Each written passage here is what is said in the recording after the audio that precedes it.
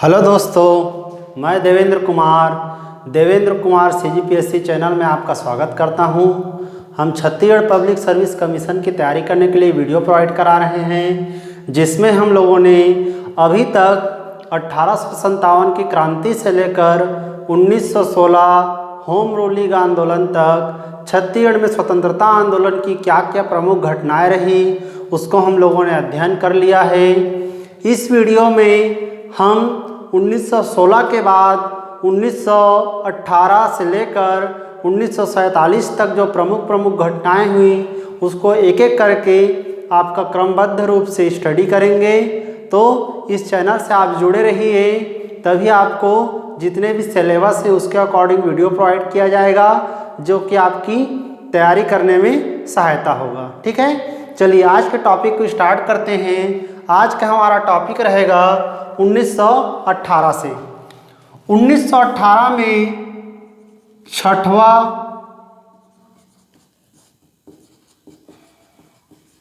प्रांतीय सम्मेलन हुआ। क्या हुआ भाई? छठवां प्रांतीय सम्मेलन हुआ। कब? 1918 में। कहाँ हुआ पूछेगा तो रायपुर में।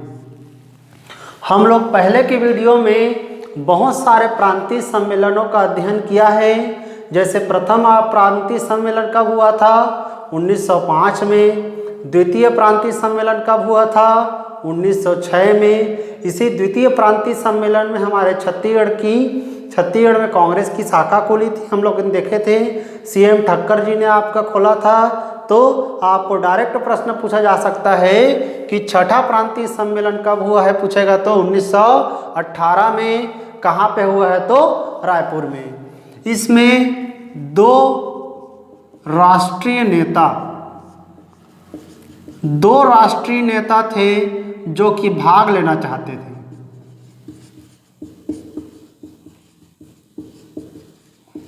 दो राष्ट्रीय नेता थे जो कि भाग लेना चाहते थे छठे प्रांतीय सम्मेलन में, जो कि कहाँ हो रहा था? हमारे रायपुर में। ये दो नेता कौन कौन थे हमारे? तो ये दो नेता थे, एक थे विपिन चंद्रपाल और एक नेता थे हमारे सीएम ठक्कर। ठीक है, दो नेताओं ने इसमें भाग लेने के लिए आपका जो अपना विचार बताया कि हम छठे प्रांतीय सम्मेलन में भाग लेना चाहते हैं, विपिन चंद्रपाल और सीएम ठक्कर। लेकिन तत्कालीन समय में 1914 से 1918 तक क्या हुआ है भाई? प्रथम विश्व युद्ध। क्या हुआ है? प्रथम विश्व युद्ध चल रहा है। और इसी प्रथम विश्व युद्ध के कंडीशन में भारत में छत्तीसगढ़ के रायपुर में क्या हुआ है? छठा प्रांतीय सम्मेलन हुआ है, जिसमें देश के जो दो बड़े नेता हैं जो कि भाग लेना चाहते हैं, कौन कौन? विपिन चंद्रपाल है और सीएम ठक्कर है। तो प्रथम विश्व युद्ध की स्थिति में तो ब्रिटेन की युद्ध परिषद थी। ब्रिटेन की क्या? युद्ध परिषद।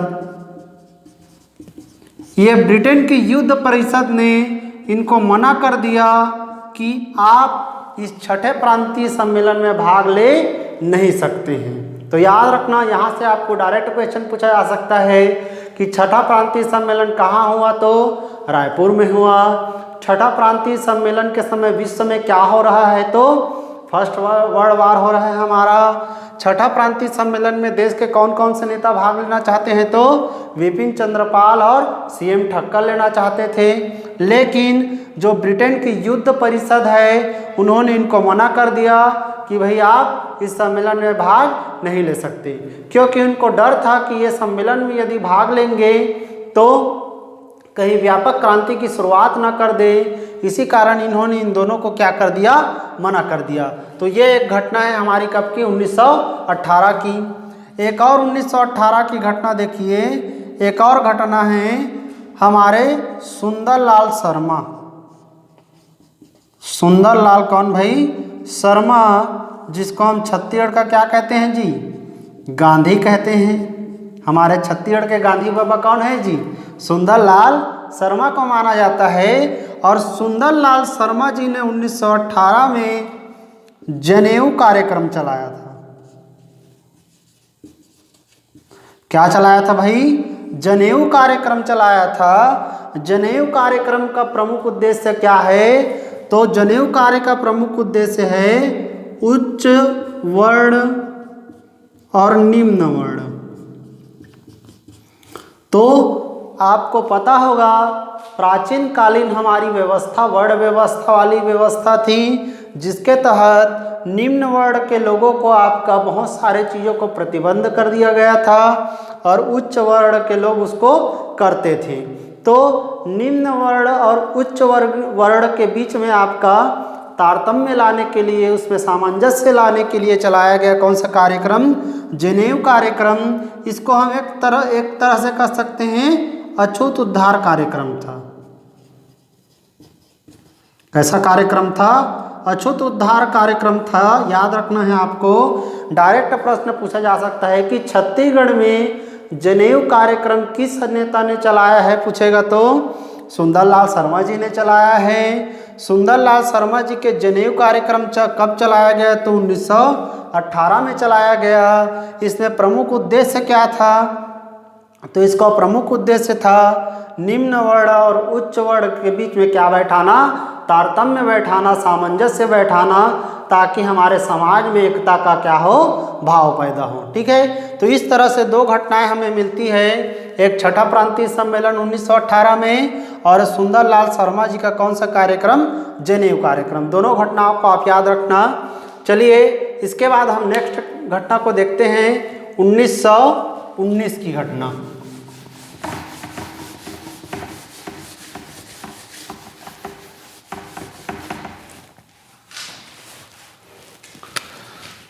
उन्नीस चलिए इसको हम भारतीय परिप्रेक्ष्य में ज़्यादा अच्छा से समझ पाएंगे कि भारत में 1919 के परिप्रेक्ष्य में कौन कौन सी घटनाएं हुई और छत्तीसगढ़ में उसका क्या क्या इफेक्ट रहा। तो देखिए 1919 में क्या होता है, एक कानून आता है। क्या आता है भाई? एक कानून आता है, जिस कानून का नाम था रॉलेट एक्ट। कौन सा कानून? रॉलेट एक्ट कानून आता है कब? 1919 में। आपको पता होगा इस रॉलेट एक्ट कानून को काला कानून की संज्ञा दी जाती है, क्योंकि इसमें बहुत सारी ऐसी आपका प्रावधान थे जो कि हमारी जनता को आपको ज़्यादा प्रताड़ित करने वाले थे। इस कारण रॉलेट एक्ट कानून का पूरे हमारे देश में क्या होता है? विरोध। चलिए इसको हम भारतीय इतिहास के परिप्रेक्ष्य में थोड़ा समझ लेते हैं। रॉलेट एक्ट कानून को कई अन्य नाम से जाना गया है, इसके कई नाम बताए गए हैं, जैसे कि न वकील, न दलील, न वकील न दलील वाला कानून। इसी को कहा गया है काला कानून। क्या कहा गया भाई? काला कानून। इसी का अन्य नाम मिलता है द अनार्किकल क्राइम एक्ट। ठीक है, इसी के अन्य कई नाम मिलते हैं, ना वकील ना दलील वाला कानून, काला कानून, द अनार्किकल क्राइम एक्ट, है ना। इसी का नाम है आपका कौन सा? Rowlatt act. इसके कुछ प्रावधान याद रखेंगे, इसके क्या क्या प्रावधान थे। तो इसमें प्रावधान था 3 माह तक गैर जमानती। क्या था भाई? 3 माह तक गैर जमानत था। जैसे आपको पकड़ लिया जाएगा तो 3 माह तक आपकी जमानत नहीं हो सकती। इसमें प्रावधान था बिना सबूत के, बिना सबूत के क्या किया जा सकता है? आपको गिरफ्तार किया जा सकता है। बिना आपको सबूत प्रूफ किए पहले ही आपको क्या कर लिया जाएगा? गिरफ्तार कर लिया जाएगा। इसमें और था 24 घंटे में, जैसे हमारे वर्तमान कानून में 24 घंटे में न्यायालय में पेश करना है। न्यायालय में क्या किया जाता था? पेश किया जाता है। लेकिन इस कानून में आपको इस तरह की कोई व्यवस्था नहीं थी। 24 घंटे में न्यायालय में पेश किया जाने वाला प्रावधान नहीं था। जब चाहे वह पकड़ सकता है और पकड़ने के साथ साथ वो जब चाहे आपको जेल में रख सकता है। आपको न्यायालय में प्रस्तुत नहीं करेगा, डायरेक्ट आपको सज़ा दे देगा 3 महीने तक गैर जमानती रूप से, और बिना सबूत के शक के आधार पर आपको क्या किया जाएगा, गिरफ्तार किया जाएगा। शक के आधार पर आपको गिरफ्तार किया जाएगा। तो इस तरह से इसमें प्रावधान थे। शक के आधार पर गिरफ्तारी थी, आपका न्यायालय में पेश करने की कोई व्यवस्था नहीं थी, 3 माह तक गैर जमानती हुआ करता था। इस कारण इस कानून का हमारे देश में क्या किया गया, विरोध किया गया। इसका विरोध हमारे छत्तीसगढ़ में भी हुआ। छत्तीसगढ़ में इसका क्या हुआ भाई, विरोध हुआ।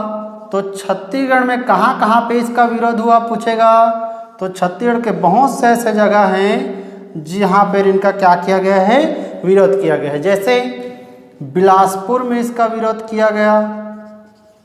कहाँ पे, बिलासपुर में। इसका विरोध जांजगीर में किया गया। कहाँ किया गया भाई, जांजगीर में किया गया। इसका विरोध रायपुर में किया गया। इसका विरोध राजनांदगांव में किया गया। इसका विरोध दुर्ग में किया गया।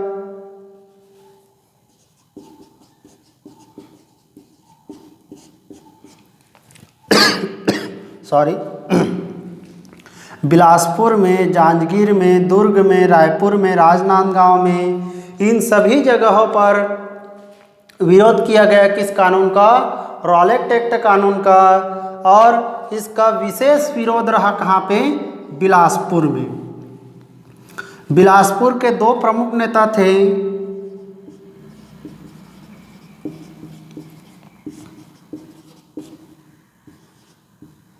ई राघवेंद्र राव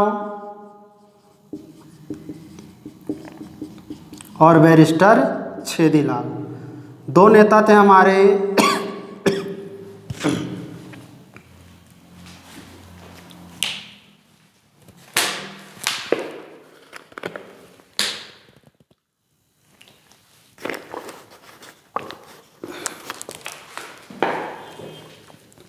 बिलासपुर के 2 प्रमुख नेता कौन कौन थे, ई राघवेंद्र राव थे और बैरिस्टर छेदीलाल थे। ई राघवेंद्र राव और बैरिस्टर छेदीलाल, इन्होंने कहाँ से विरोध किया पूछेगा तो बिलासपुर से विरोध किया। ई राघवेंद्र राव और बैरिस्टर छेदीलाल ने सनिचरी मार्केट क्षेत्र में, कहाँ पे भाई, सनिचरी मार्केट क्षेत्र जानते होंगे जो बिलासपुर गए हैं। बिलासपुर में जितने भी CGPSC के स्टूडेंट हैं सब कहाँ से सब्जी लेते हैं भाई, यही सनिचरी मार्केट से सब्जी लेते हैं। और इसी सनिचरी मार्केट क्षेत्र में ई राघवेंद्र राव और बैरिस्टर छेदीलाल ने क्या रखा, एक सभा का आयोजन किया। किसका किया भाई, सभा का आयोजन किया। और इस सभा में आपका कहा गया कि एक नया जो कानून आने वाला है, रॉलेट एक्ट कानून, उस कानून का हमें पूर्ण रूप से क्या करना है, विरोध करना है। और विरोध करके इस सभा को संबोधित कौन कौन लोगों ने किया था, बैरिस्टर छेदीलाल और ई राघवेंद्र राव ने। इस सभा आयोजन किया गया और बिलासपुर में एक विशाल जुलूस निकाला गया। क्या निकाला गया भाई, विशाल जुलूस निकाला गया। कौन लोगों ने निकाला, तो ई राघवेंद्र राव और बैरिस्टर छेदीलाल ने।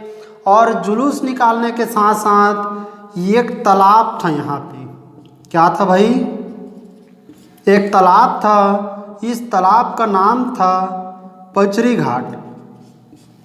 क्या नाम था, पचरी घाट। और इस पचरी घाट नामक तालाब में ई राघवेंद्र राव, बैरिस्टर छेदीलाल, इन्होंने क्या किया था, स्नान किया। और स्नान करके काले वस्त्र धारण किए थे।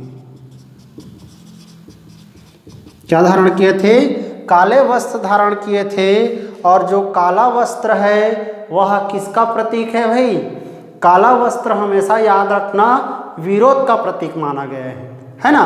देखना कई लोग जो हमारे आपका किसी कानून का विरोध करते हैं वो लोग काला झंडा दिखाकर उसका विरोध करते हैं। इसी प्रकार ई राघवेंद्र राव और बैरिस्टर छेदीलाल ने काला वस्त्र पहनकर पचरी घाट में स्नान करके इन्होंने रॉलेट एक्ट कानून का क्या किया, विरोध किया। तो आपको डायरेक्ट यहाँ से बहुत सारे क्वेश्चन पूछे जा सकते हैं कि रॉलेट एक्ट कानून का हमारे छत्तीसगढ़ में कहाँ कहाँ पर विरोध किया गया। तो बिलासपुर, जांजगीर, दुर्ग, रायपुर, राजनांदगांव, धमतरी में भी किया गया है। और इसका विशेष आयोजन कहाँ पे रहा, तो इसका विशेष आयोजन रहा बिलासपुर में।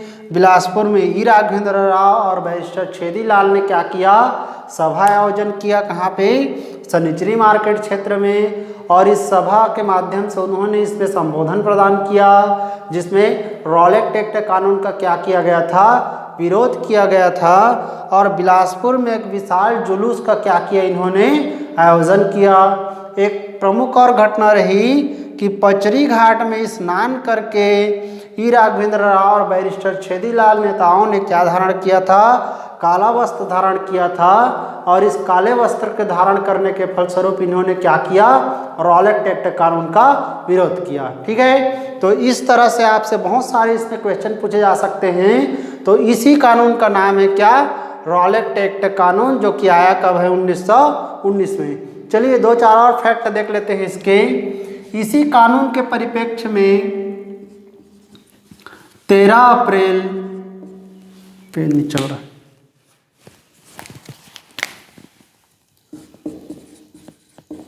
13 अप्रैल 1919 को, ये डेट याद रखना भाई, मोस्ट इम्पॉर्टेंट डेट है। 13 अप्रैल 1919 को एक घटना को अंजाम दे दिया अंग्रेजों ने, जिस घटना का नाम था जलियांवाला बाग हत्याकांड। क्या नाम था, जलियांवाला बाग हत्याकांड कब किया गया, तो 13 अप्रैल 1919 को किया गया। किस कानून के परिप्रेक्ष्य में हुआ है, तो रॉलेट एक्ट कानून के परिप्रेक्ष्य में। कैसे, देखिए, ये जलियांवाला जो बाग है यह है अमृतसर में।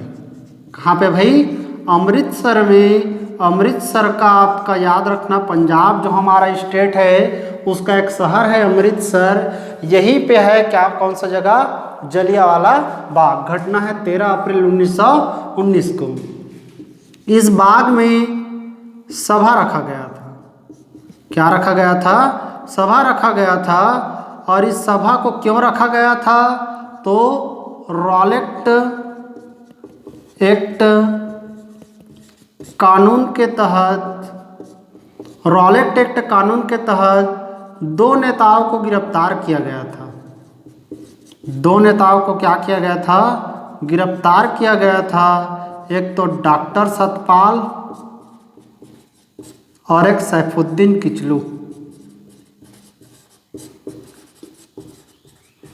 देखिए भाई, इतिहास को यदि आपको समझना है तो इतिहास के घटनाओं को कनेक्ट करना आना चाहिए, तभी आप उसको अच्छे से समझ पाएंगे कि कहाँ की घटना कहाँ पे जाके कनेक्ट हो रही है।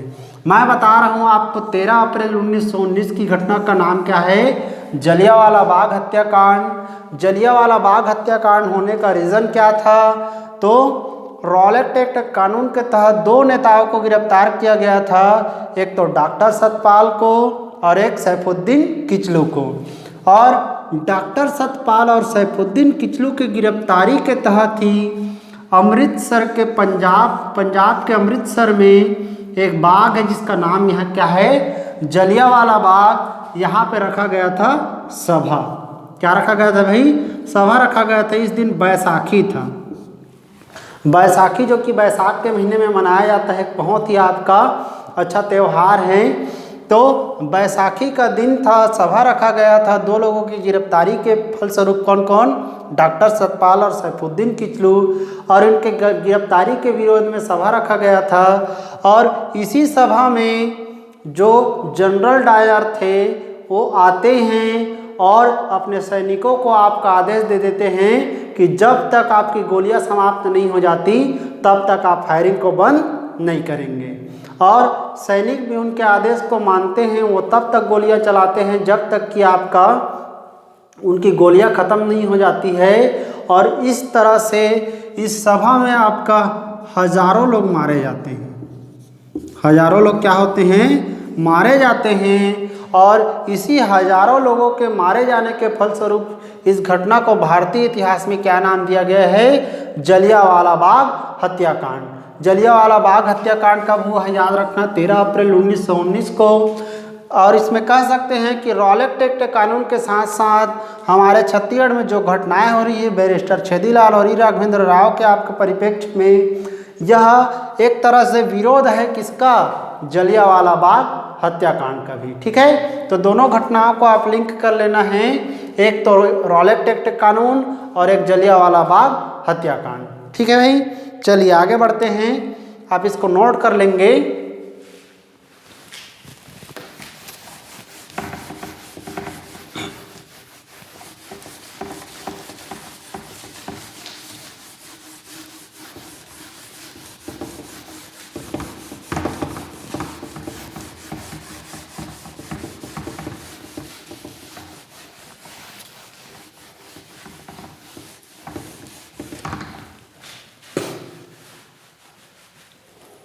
चलिए इसके बाद और घटनाओं को देखते हैं। 1920 की घटना एक और है हमारी। 1920 एक घटना है जिसका नाम है खिलाफत आंदोलन।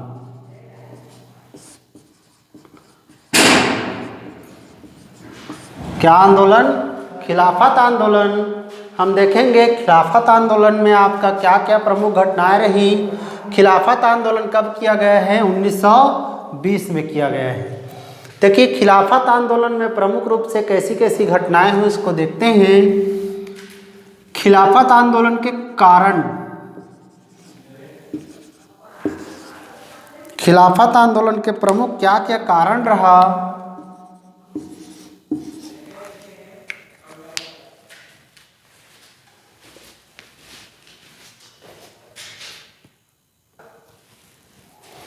चलिए हम नेक्स्ट टॉपिक को देखते हैं, जिस टॉपिक का क्या नाम है, खिलाफत आंदोलन। खिलाफत आंदोलन के कारण को देखिए कि क्या कारण से खिलाफत आंदोलन चलाया जा रहा था, तो उसके बाद हम देखेंगे कि छत्तीसगढ़ में इसका क्या प्रभाव रहा है। 1914 से 1918 तक हमारा हुआ है क्या, विश्व युद्ध। कौन से क्रम की हुई, प्रथम विश्व युद्ध हुआ कब, 1914 से 1918, जिसमें एक तरफ मित्र राष्ट्र और एक तरफ धुरी राष्ट्र, है ना, दो आपका गुट थे, मित्र राष्ट्र और धुरी राष्ट्र, जिसमें एक तरफ आपका ब्रिटेन लड़ रहा था और एक तरफ लड़ रहा था तुर्की। कौन लड़ रहा था भाई, तुर्की। समझेंगे हम, इस घटना को लिंक करेंगे आपका खिलाफत आंदोलन में कि खिलाफत आंदोलन क्यों किया गया। ब्रिटेन और तुर्की अपोजिट साइड में लड़ रहे थे और तुर्की में मुस्लिमों का, किनका भाई, मुस्लिमों का धर्म गुरु रहता था। क्या रहता था, धर्म गुरु रहता था, जिसका नाम रहता था खलीफा। खलीफा एक पोस्ट होता था। जब आप भारतीय इतिहास के मिडल में जाएंगे, मध्यकालीन भारतीय इतिहास में, तो दिल्ली सल्तनत और हमारे जो आपका अकबर काल था, उनमें बहुत सारे लोगों ने खिलाफत या खलीफा शब्द का इस्तेमाल किया है। खलीफा से वो लोग बहुत सारे आपका प्रमाण देते थे अपने शासन को संचालन करने के लिए। तो मुस्लिमों का धर्म गुरु रहता था कहाँ पे, तुर्की में, जिसका क्या नाम रहता था, खलीफा। अभी आप धीरे से मेरे साथ बने रहिए, हम एक एक करके बहुत ही आपका डीपली रूप से घटनाओं को लिंक करते हुए स्टडी करेंगे। तो मुस्लिमों के धर्म गुरु जो हमारे क्या हैं, खलीफा हैं, और वो आपका ब्रिटेन और तुर्की दोनों अपोजिट साइड में लड़ रहे हैं। कौन सी लड़ाई में, प्रथम विश्व युद्ध में। तो ब्रिटेन ने या अंग्रेज़ों ने कह सकते हैं, अंग्रेज़ों ने एक तो इंडियन नेशनल कांग्रेस को भाग लेने के लिए मजबूर किया, है ना। हमारे इंडियन नेशनल कांग्रेस है उन्होंने आपका ब्रिटेन या अंग्रेजों का साथ दिया था किसमें? प्रथम विश्व युद्ध में। और एक और हमारी देश की प्रमुख पार्टी थी मुस्लिम लीग। कौन सी लीग? मुस्लिम लीग। और मुस्लिम लीग इस कारण आपका प्रथम विश्व युद्ध में अंग्रेजों का साथ नहीं दे रहे थे, क्योंकि मुस्लिम लीग आपका कभी भी अपने धर्म गुरु के खिलाफ वो लोग लड़ाई नहीं लड़ेंगे। इसी कारण अंग्रेज लोग इनको कहते हैं कि मुस्लिम लीग को भाई हमारा साथ दीजिए, लेकिन मुस्लिम लीग कहता है कि हम आपका साथ नहीं दे सकते, क्योंकि आपके अपोजिट में लड़ रहा है तुर्की, और तुर्की में हमारा धर्म गुरु है जिसका नाम क्या है? खलीफा। ठीक है, इसी कारण मुस्लिम लीग नहीं लड़ रहा था। लेकिन अंग्रेज़ों ने क्या किया? अंग्रेज़ों ने मुस्लिम लीग को कन्विंस कर दिया कि वर्तमान में आप हमारा साथ दीजिए, जब हम प्रथम विश्व युद्ध जीत जाएंगे तो आपके जो मुस्लिम धर्म गुरु खलीफा है उसके मान मर्यादा और प्रतिष्ठा में किसी भी प्रकार की कमी आने नहीं देंगे। ऐसा कहकर आपका किनको कन्विंस किया गया? मुस्लिम लीग को। और इनको वादा किया गया कि आपके धर्म गुरु के मान मर्यादा और प्रतिष्ठा में किसी भी प्रकार की कमी नहीं आएगी। अब इंडियन नेशनल कांग्रेस ने भी अंग्रेजों का साथ दिया, मुस्लिम लीग ने भी क्या किया? अंग्रेजों का साथ दिया, और सब लोगों ने लड़ा है कौन सी लड़ाई? प्रथम विश्व युद्ध। आपको पता होगा कि प्रथम विश्व युद्ध में जीता कौन भाई? अंग्रेज लोग जीते, ब्रिटेन लोग जीते आपका। और अंग्रेज लोगों ने अपने द्वारा जो किया गया वादा था कि आपके खलीफा के मान मर्यादा और प्रतिष्ठा में किसी भी प्रकार की कमी आने नहीं देंगे, उस वादा को उन्होंने क्या कर दिया? तोड़ दिया। क्योंकि प्राचीन काल से ही धोखा देने की नीति रही है किसकी? अंग्रेजों की। इस कारण अंग्रेजों ने जैसे ही आपका युद्ध में जीता, मान लीजिए इसको हम बना देते हैं खलीफा, है ना, तो ये जो हमारे खलीफा हैं उनको प्रताड़ित किया गया। क्या किया गया? प्रताड़ित किया गया। उनके मान और मर्यादा में, प्रतिष्ठा में कमी लाया गया। किनके द्वारा? अंग्रेजों के द्वारा। और इन्हीं की मान मर्यादा एवं प्रतिष्ठा को पुनः प्राप्त करने के लिए, क्या करने के लिए भाई? पुनः प्राप्त करने के लिए आंदोलन छेड़ा गया है। और उस आंदोलन का क्या नाम है जी? खिलाफत आंदोलन। समझ आया आपको? खिलाफत आंदोलन का लिंक जुड़ा है आपका प्रथम विश्व युद्ध से और उसके परिणाम से। ठीक है, चलिए एक बार और हम इसको आपका देखते हैं कि खिलाफत आंदोलन है क्या। तो खिलाफत आंदोलन का कारण क्या है? तो प्रथम विश्व युद्ध। प्रथम विश्व युद्ध में ब्रिटेन और तुर्की दो अपोजिट साइड में लड़ाई लड़ रहे थे। ब्रिटेन ने इंडियन नेशनल कांग्रेस को अपने साथ मिला लिया, मुस्लिम लीग को साथ में मिला लिया, यह कहकर कि आपके खलीफा के मान मर्यादा प्रतिष्ठा में किसी भी प्रकार की कमी नहीं आएगी। इसी तरह से मुस्लिम लीग भी आपका ब्रिटेन का साथ देने लगा। और लेकिन जैसे ही आपका अंग्रेज इस युद्ध को जीत जाते हैं, फिर इन्होंने इनकी खलीफा को बहुत ही प्रताड़ित किया था, उनकी मर्यादा और प्रतिष्ठा में कमी लाया था। और उन्हीं को पुनः प्राप्त करने के, उनके सम्मान को पुनः प्राप्त करने के लिए एक आंदोलन छेड़ा गया, जिस आंदोलन का क्या नाम है? खिलाफत आंदोलन। ठीक है, ये रहा इसका कारण। अब भारत में खिलाफत आंदोलन के प्रमुख नेता बनाए जाते हैं महात्मा गांधी। कौन बनाए जाते हैं भाई? महात्मा गांधी बनाए जाते हैं। और भारत में कौन लोगों ने चलाया इसको? मुस्लिम लीग ने प्रमुख रूप से चलाया, जिसमें प्रमुख नेता थे हमारे मोहम्मद अली जिन्ना और मौलाना अबुल कलाम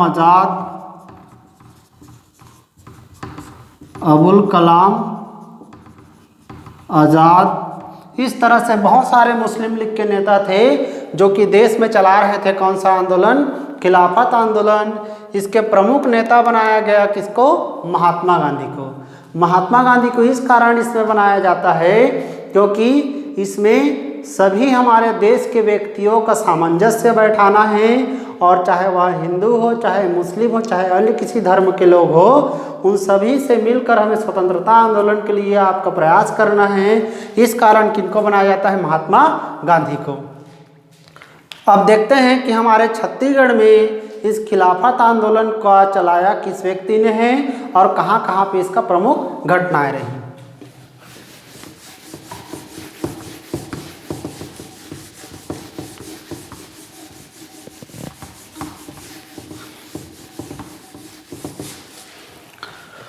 चलिए, खिलाफत आंदोलन का छत्तीसगढ़ में प्रभाव, इसका क्या प्रभाव रहा हमारे छत्तीसगढ़ में खिलाफत आंदोलन का देखते हैं। तो दो जगह हैं जहां पे आपका छत्तीसगढ़ में इसका प्रमुख घटनाएं रही खिलाफत आंदोलन की। एक तो रहा बिलासपुर और एक रहा रायपुर। दो जगह याद रखना है भैया आपको। खिलाफत आंदोलन का छत्तीसगढ़ में कहाँ पर प्रमुख घटना रही? तो बिलासपुर में रहा और कहाँ पे रहा? रायपुर में। बिलासपुर में थे हमारे नेता डॉक्टर मुंजे। कौन थे भाई? डॉक्टर मुंजे थे, जिन्होंने खिलाफत समिति का गठन किया था।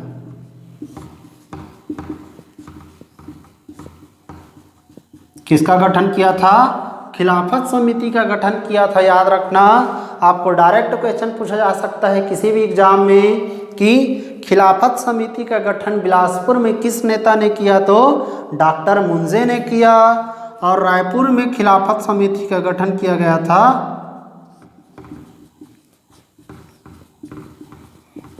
रविशंकर शुक्ल द्वारा। किसके द्वारा? रविशंकर शुक्ल द्वारा। याद रखना, दोनों आपका नाम मोस्ट इंपॉर्टेंट है, किसी भी एग्जाम में डायरेक्ट क्वेश्चन पूछा जा सकता है। बिलासपुर में खिलाफत समिति का गठन डॉक्टर मुंजे ने किया और रविशंकर शुक्ल ने खिलाफत समिति का गठन कहाँ पे किया? रायपुर में किया। और यहाँ पे सभा का आयोजन किया गया। किसका आयोजन किया गया? सभा का आयोजन किया गया कहाँ पे? रायपुर में, जिसमें सभा को संबोधित किस व्यक्ति ने किया पूछेगा? तो सभा को संबोधित किया था असगर अली ने। किसने किया भाई?